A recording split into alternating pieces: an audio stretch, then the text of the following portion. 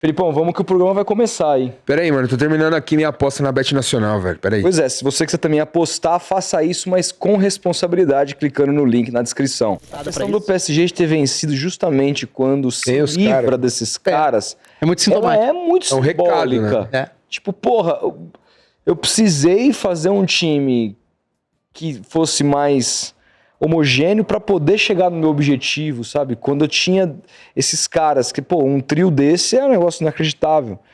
E não consegui. Então isso me... E, por exemplo, quando eu olho para a Era Abel no Palmeiras também, é muito da coletividade. Você não vê um grande expoente, você vê um ano um foi melhor que o outro, etc. Mas é muito um futebol coletivo. Quando teve o craque agora, não ganhou nada. Foi o Estevão.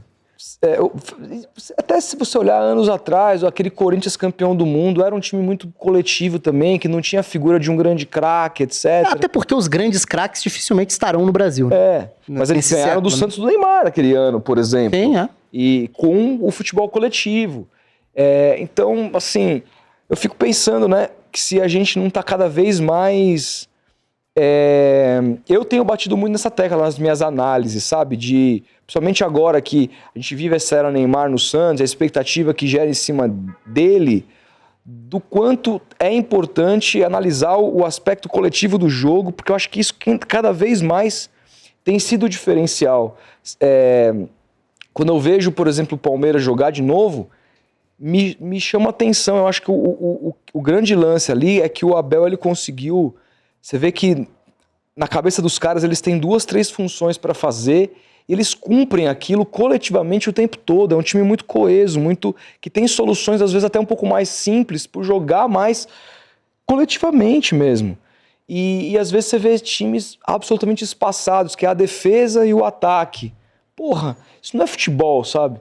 Como é que você tem visto assim a diferença para onde o futebol está caminhando, inclusive taticamente, assim, você vê grandes mudanças, a gente vai ter Copa do Mundo ano que vem, eu lembro que você veio nas vésperas da Copa do Mundo de 2000. Foi no dia do sorteio 22. da Copa. No dia do sorteio, e a gente falou um monte de coisa ali, mas a pergunta que eu posso te fazer é, há um ano da Copa, quais são as tendências do que a gente pode ver também do ponto de vista tático? Eu tenho conversado bastante com o Felipe, como as duplas voltaram. As duplas já que estavam meio mortas, têm voltado com força. Essa coisa dos pontas, me parece também, que tá caindo mais em desuso. E, ao mesmo tempo, esse futebol coletivo muito forte de você fazer uma linha ofensiva com 5 caras ocupando a área o tempo inteiro. Você vê o Rafael Guanais lá no Mirassol. Tava vendo um jogo até começo, tava perdendo agora, perdeu esse final de semana contra o Atlético Mineiro. E a gente tava no churrasco, o jogo acontecendo. Eu falei, olha o tanto de gente que tá no Mirassol dentro da área. Olha o tanto de gente ocupando o espaço. O gol do Flamengo ontem, o tanto de gente tinha no ataque no segundo gol. Como é que você tem visto o futebol tático de hoje? Eu acho que tem uma certa... Vai para um lado de uma homogenização... Tá mais homogêneo, né? No sentido de... Tem muita coisa parecida sendo jogada no mundo inteiro, né? Acho que cada vez mais. Mas eu gosto de ver algumas coisas diferentes, mesmo que elas às vezes sejam tratadas um pouco como, é ultrapassado, porque eu acho que o futebol é muito cíclico. Então o futebol ele vai resgatando e trabalhando ideias que já eram tidas como ultrapassadas. Então, por exemplo, eu acho legal você ter um Ramon Dias, que claramente não segue alguns dos princípios do que hoje é tratado como o moderno do futebol do ponto de vista tático. E aí faz um losango. Usa um 10 ali, dá liberdade para esse 10 jogar. É muito legal, porque é algo que durante muito tempo, e aí ainda permite uma dupla de ataque, né? Que a gente viu como deu certo com o Yuri Alberto e com o Memphis jogando juntos, com o Garro encostando neles. Agora, por exemplo, o Alan Patrick tende a ser esse cara também, esse 10 e tudo. Então, eu acho interessante ter essa diversidade tática, mas, ao mesmo tempo, se a gente olha para o futebol no mundo todo... Você consegue identificar alguns padrões que se repetem basicamente em qualquer parte do mundo, né? Do ponto de vista tático. Essa ideia do atacar com 5 a última linha é muito frequente hoje em dia. E aí você pode atacar com 5 de diversas formas diferentes, né? Você pode ter os 2 pontas bem abertos, e aí 2 meio-campistas que vão chegar e encostar no 9, partindo de um 4-3-3. Você pode ter um lateral fazendo esse papel de abrir de um lado, enquanto o ponta abre do outro. Aí esse lateral pode virar um terceiro zagueiro ou um terceiro volante, aí depende. As saídas de bola hoje são muito 2-3 ou 3-2, né? 3 ficando, sejam... isso pode variar, porque, por exemplo, o Guardiola, há alguns anos, fazia essa saída de 3 com uma linha com 4 que ele usava, e em determinado momento, quem subia não era um lateral, era um dos zagueiros, né? O City que ganha a Champions da Inter era um City que muitas vezes tinha um Stones saindo de zagueiro para virar volante, enquanto os laterais, na verdade, eram zagueiros que ficavam como esses caras da saída de 3. O que é até interessante, porque a gente costuma olhar pro Guardiola, a gente, que eu digo todo mundo, na opinião geral, e falar, pô, o Guardiola é um inventor que só pensa no futebol ofensivo.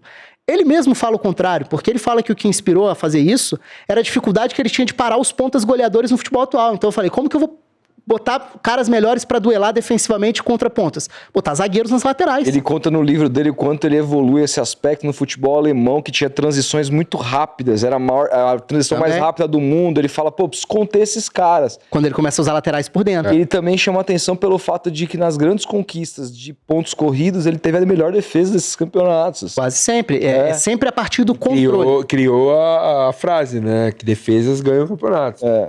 E é sempre a partir do controle, né? Porque aí vai muito de estilo para estilo. Acho que também, hoje em dia, se transformou, se colocou tudo num pacote só. A questão de jogar com posse ou jogar sem posse. Isso não necessariamente significa nada, assim. A posse pode ser um meio, ela pode ser um fim. Em que sentido, assim? O time do Klopp e o time do Guardiola ficavam muito com a bola.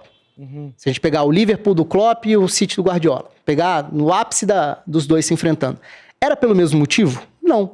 O City ficava com a bola porque o Guardiola pensa que o jeito de controlar o jogo é ter a bola. Então eu pressiono para recuperar, e aí eu vou me reposicionar e calmamente vou distribuir as peças no campo e vou me estabelecer no campo de ataque, empurrar o adversário contra a parede e criar chances. Jeito do Guardiola. Então ele pensa na posse como uma forma de controlar o jogo. O time do Klopp ficava com a bola num primeiro momento, depois acho até que se transforma, mas num primeiro momento, não era por isso, é porque pressionava tanto o adversário, que o adversário só conseguia dar chutão e desistia. Não dá pra eu tentar jogar. Então toma a bola aí. O time do Klopp não queria ficar com a bola, mas ele queria te apavorar tanto que ele ficava com a bola como consequência. Então são formas diferentes também. E acho que hoje as coisas estão...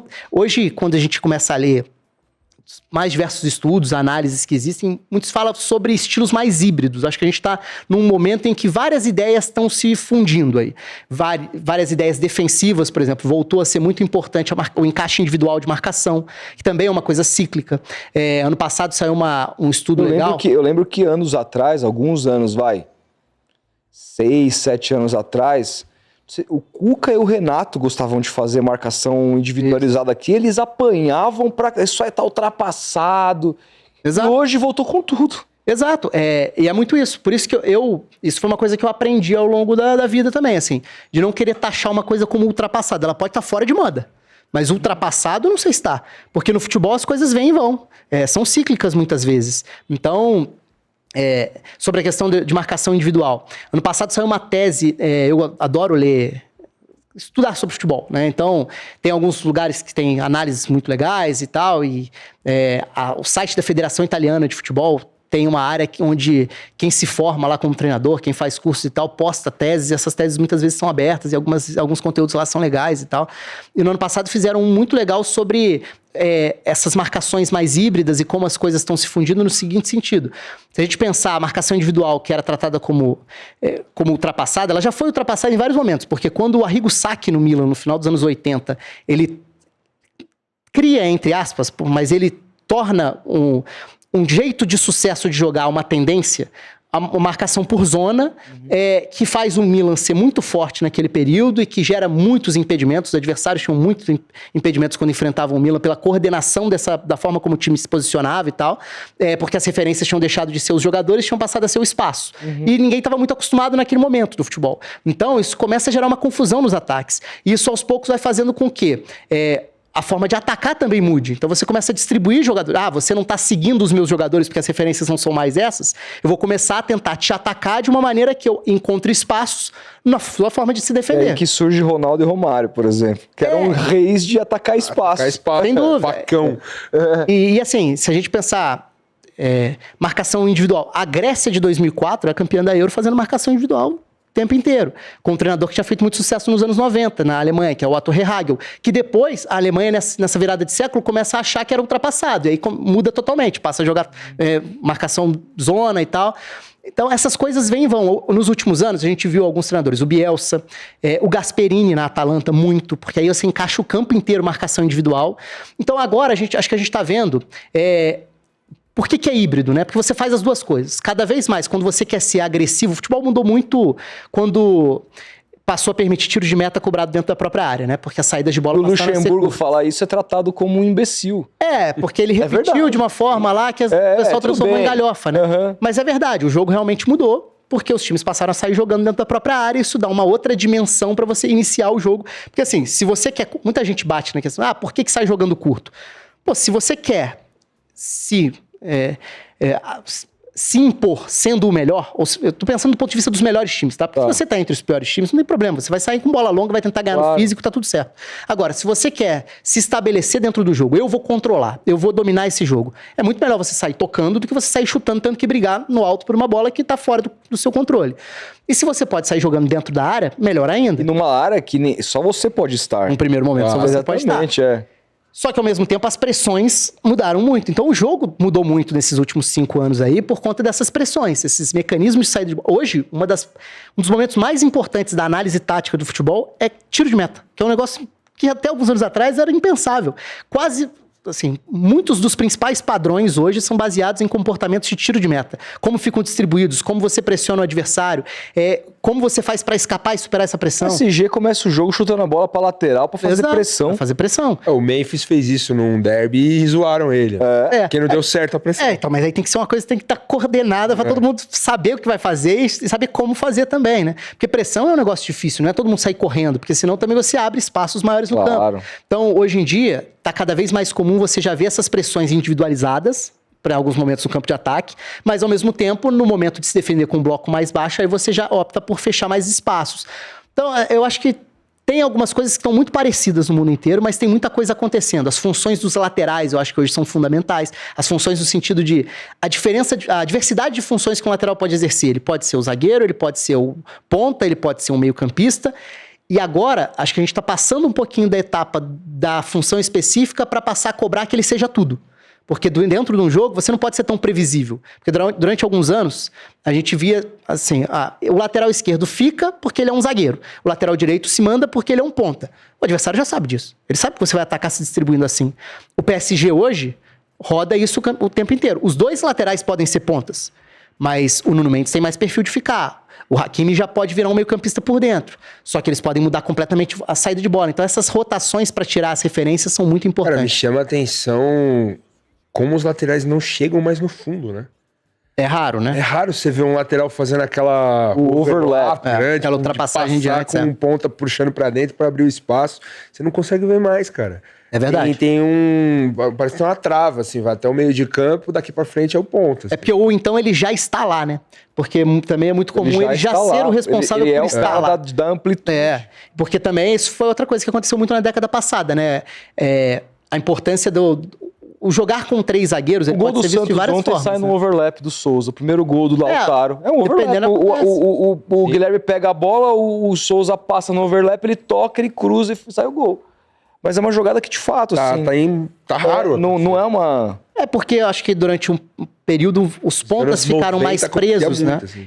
E acontecia muito também porque você não tinha tanto a figura só do ponta, né? Era mais o segundo atacante, que tinha liberdade para flutuar numa dupla. Então, como o meio-campo no Brasil era basicamente um quadrado, ou um losango, então você tinha 2 volantes, a figura muito brasileira do terceiro homem de meio-campo, né? Que tá entre um meia e um volante, então ele conecta as peças, e o 10, o meio armador. Os laterais eram responsáveis pelo corredor todo. E você não tinha um ponta que ficava aberto o tempo inteiro. Você tinha um atacante que caía pelos 2 lados. Então, os corredores eram muito os laterais. Então, era muito isso, né? Passar o tempo inteiro. Hoje já não se faz muito isso, até porque aos poucos começaram a pensar que você dá esse número todo de arrancadas para atacar, em alguns momentos isso vai te deixar mais vulnerável, os adversários já começavam a deixar pontas mais espetadas ali. Então tem uma série acho que é tudo ação e reação no futebol, mas acho que tudo vai e volta. Tem algum modelo hoje no Brasil, algum time, algum treinador que tem te saltado os olhos, que tem te surpreendido do ponto de vista tático ou não? Não, surpreendido, eu acho que não. Ou que você goste de ver, assim? Eu acho interessante acompanhar as mudanças do Palmeiras ao longo da era Abel, porque eu acho que o Palmeiras já jogou de formas muito diferentes. Muito, cara. Mesmo que já tenha sido muito criticado. Do Rogério? Que é só bola longa e tal. Ontem. Não, acho que ali ele sabe que o que ele falou Ele não se deu aplica. uma Ali era mais pra dar alfinetada, alfinetada, pra dar cutucada e tal. Acho que ele mesmo tem a consciência de que não é assim que o Palmeiras joga. Pode até jogar em alguns momentos e eu nem vejo problema se jogar Também assim não. também.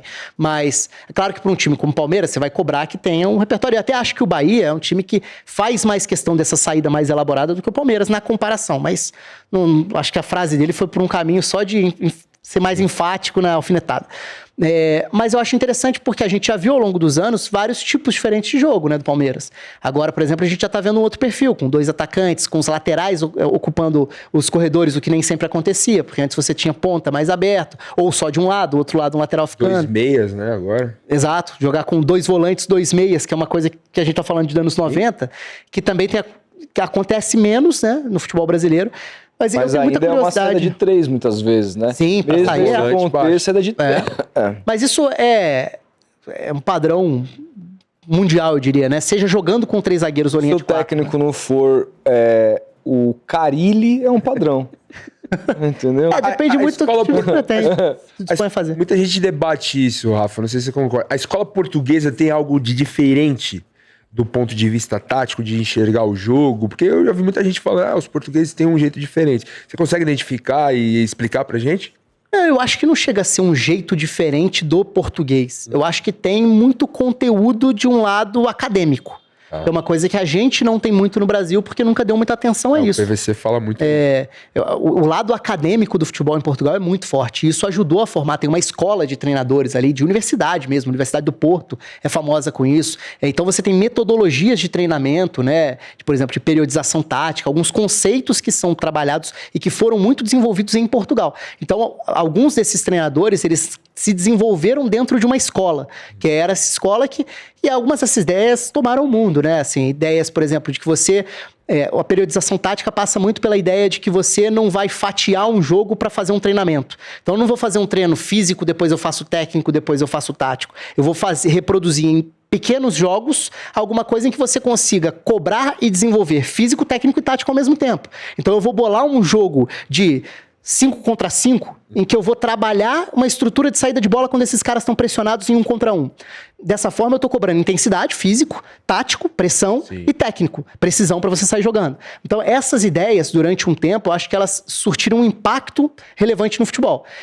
O Mourinho foi um pouco isso, né? O Mourinho surge num momento ali que ele alavanca um festival de treinadores portugueses e se você pegar entrevistas com jogadores que trabalhavam com o Mourinho nos anos 2000, muitos falavam, eu nunca vi nada igual em termos de treinamento. Que é uma coisa que muitos falavam do Luxemburgo, por exemplo, nos anos 90 também. Então, acho que passa muito por aí, né? Você ter metodologias de treino que conseguem depois se E acho que é uma virtude muito grande, porque assim, a gente pode olhar jogo, achar que entende alguma coisa, tentar palpitar. Agora, tentar bolar ideias de treinamento para potencializar isso no campo, eu acho que tem uma qualidade nisso aí que não é para qualquer um, não.